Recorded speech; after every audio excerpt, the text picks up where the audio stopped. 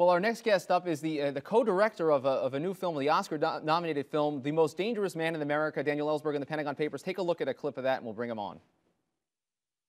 Daniel Ellsberg, a former State Department and Pentagon planner, and of late something of a phantom figure, agreed today to be interviewed at a secret location.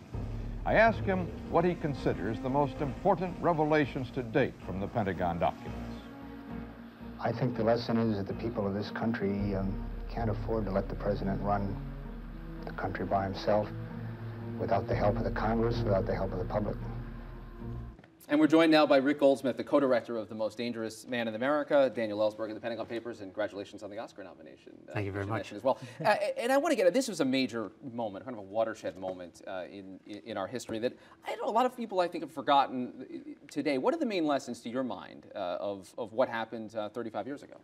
Well, you've got to start with the fact that it was a very active country in the 60s and the 70s due to the civil rights movement and the anti-war movement. And people believed they had a stake in the government and in what the government was doing, and people were active.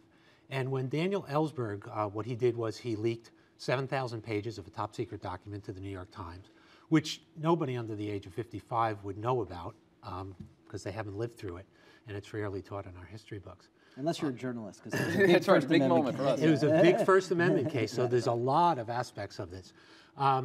But one of the things that it did in a very circuitous way was it did help stop the end of the Vietnam War, and it also started a chain of events that brought down President Nixon.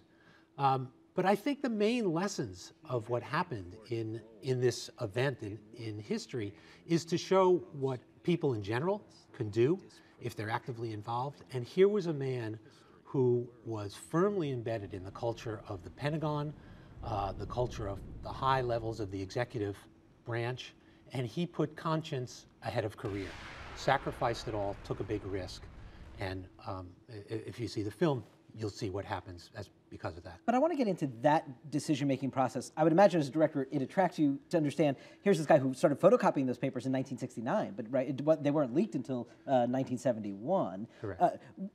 Was it, in your sense, in having him sort of narrate his way through his story, not just a clear-cut decision to release this? There's a struggle there, no? Exactly. That's one of the things that attracted my co-director Judith Ehrlich and I to the story, was this incredible transformation. And it wasn't a transformation like that, as most transformations are not immediate. But it was a series of events.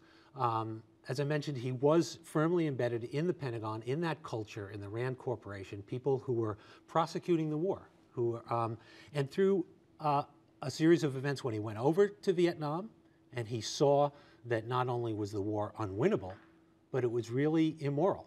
And as he has been quoted, and as in the film, it wasn't that we were on the wrong side, we were the wrong side. And he made that 180-degree turn also through being exposed to people in the anti-war movement, and specifically people who were draft resistors, who were willing to put their lives on the line for a belief and willing to go to prison. And when he heard one specific draft resistor, his name was Randy Keeler, make a speech at a conference, that was the final straw for him. And he says, now that I'm against the war, now that I see that this war is really murder, what can I do to stop it? And yet, and as your film plays out, there was some disappointment on his part that things didn't happen as quickly as he anticipated. It seems like from your interviews with him that he thought these papers hit the New York Times, war ends this weekend. Well, no, I don't think he ever believed that. I think he always had a doubt whether this was going to, these papers being exposed to the nation was going to do anything. And he had that hope, at least. He had that hope. And his point of view was having that hope that it has a chance to end the war. I'm willing to do this because it's such a great issue. There are thousands, millions of lives being lost. But you're right, he had a great faith, and still does, in documents and what documents say. And that if people read those documents, they will be transformed like he was. And as the documents hit the press and became a huge story, the idea of leaking these documents and the idea of what they said, exposing the lies of the Gulf of Tonkin and exposing the lies of 4 presidents, Truman, Eisenhower, Kennedy, and Johnson, and then the same things were happening with Nixon at the time. he felt that those things were gonna, that those lies being revealed would turn the trick, and they didn't.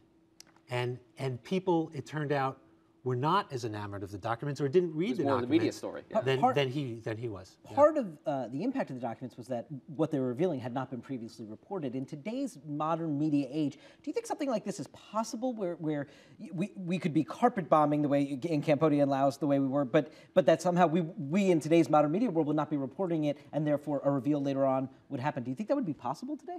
Yes, I think it actually happens today.